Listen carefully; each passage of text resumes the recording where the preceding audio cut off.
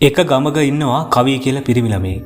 අනිත් අය වගේ නෙවෙයි හැම වෙලෙම හිතේ කල්පනා කර කර. අනිත් ළමයි සෙල්ලම් කරනවා. මෙයා මුකුත් නැහැ. එක්කෝ වතුර වලක් ළඟ ඉඳගෙන වතුරට ගල් ගහ ඔහි කල්පනා කර කර ඉන්නවා.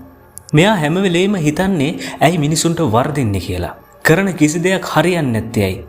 සමහර මිනිසුන්ට හොඳට හරියනවා. මාත් කොච්චර උත්සාහයෙන් දෙයක් කරත් ඇයි හරියන්නේ නැත්තේ?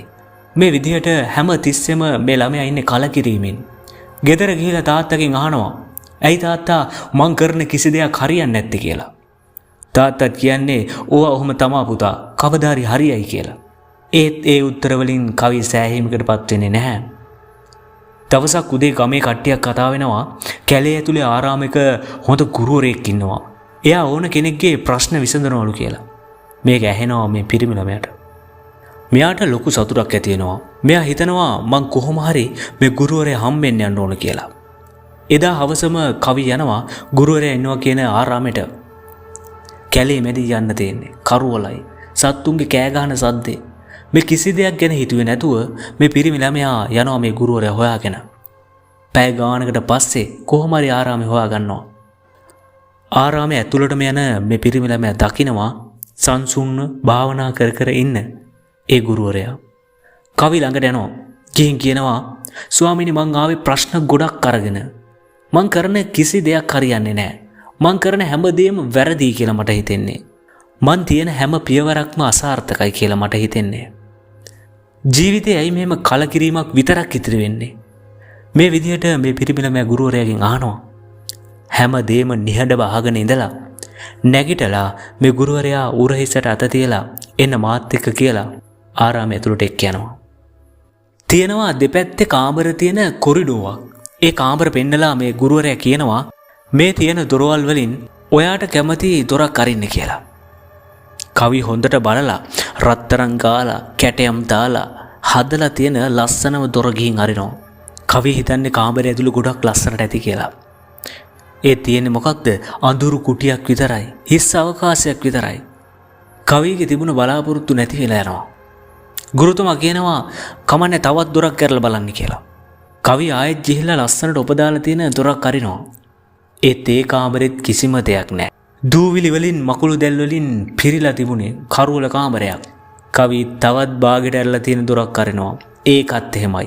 කිසිම දෙයක් පේන්නේ නැහැ. තව දොරවල් තියෙනවා. අරින කිසිම කාමරයක කිසිම දෙයක් නැහැ. කවි බිම වැටිලා අහනවා ස්වාමීනි ඔබතුමා කියන්නේ මගේ බලාපොරොත්තුත් මේ වගේ කියලාද? හරියයි කියලා කරන කිසි දෙයක් හරියන්නේ නැහැ කියලාද?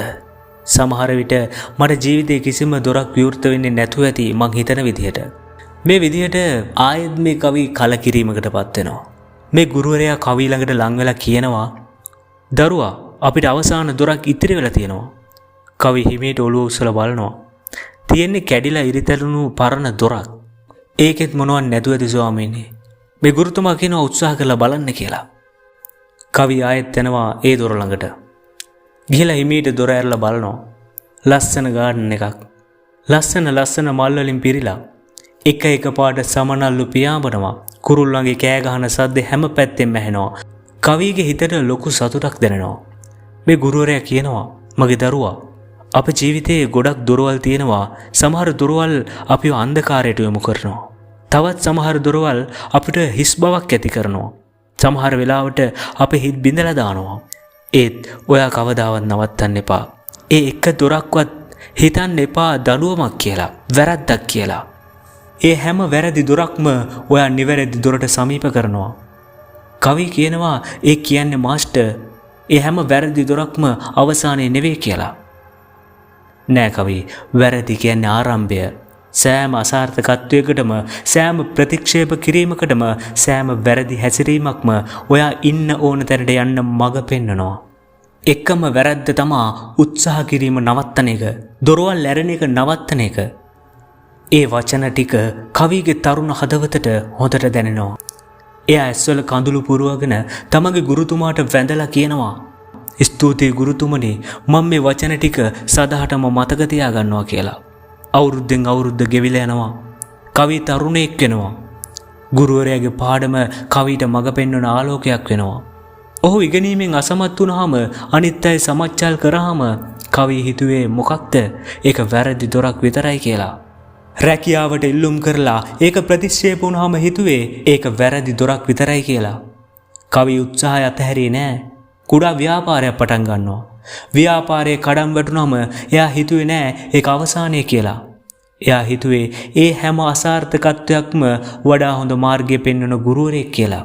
කවි අවසානයේ හොයාගන්නවා එයාගේ මාර්ගය මොකක්ද කියලා. එයා ගමේ දුප්පත් ළමයින්ට උගන්වන්න පටන් ගන්නවා.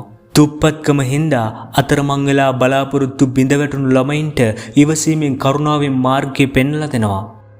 කවි ටිකින් ටික එයාගේ බලාපොරොත්තු වලට ලං වෙනවා. කවි එයාගේ පොඩි පාසල පටන් ගන්නවා. දවසක් මෙයාගේ ජීවිත කතාව ගැන එයාගේ ළමයින්ට කියනවා. එක ළමෙක් අහනවා මෙච්චර අසාර්ථකත්වයන්ගෙන් පස්සේ සර් ඔයා කොහොමද සාර්ථකුනේ කියලා. ඔයාට අතාරින්න හිතුන්නේ නැද්ද කියලා අහනවා. කවි hina වෙලා එදා ගුරුවරයා කියලා දුන්නු ඒ පාඩම මේ ළමයින්ටත් කියනවා. වැරදි දොරවල් වලට බය වෙන්න එපා. ඒ හැම වැරදි දොරක්ම ඔයාව නිවැරදි දොරට ලං කරන මාර්ගය හදනවා කියලා. හිතන්න ඇත්තරම ජීවිතේ අපිට කොයිතරම් බලාපොරොත්තු බිඳින අවස්ථා තියෙනවද? එකක් හරියන්නේ නැති වුනහම ජොබ් හොයා කොච්චර කටු කනවද? ජොබ් එකට යනවා. ආයෙක හරියන්නේ නැහැ කියලා ගෙදර නවතිනවා. තාත්තත් එක්ක කුඹුරු වැඩ කරනවා කියලා හිතනවා. ඒකත් හරියන්නේ නැහැ කියලා හිතුනම ආයෙ ජොබ් එකට යනවා. ඔන්ලයින් බිස්නස් කරන්න හදනවා. සමහර වෙලාවට අතේ තියෙන සල්ලි නැති කරගන්නවා. කමන්නේ. මේ හැම අත්දැකීමක්ම දවසක ඔයාගේ ජීවිතයට ලොකු පන්නරයක් වෙනවා. ඔයා වැරදි හොයන්න හදන්නේ ඔයාට ගැළපෙන හොඳම මාර්ගය. නවත්තන්න එපා. උත්සාහ කරන්න. අනිවාර්යෙන්ම ඔයාගේ දොර ඇරෙයි.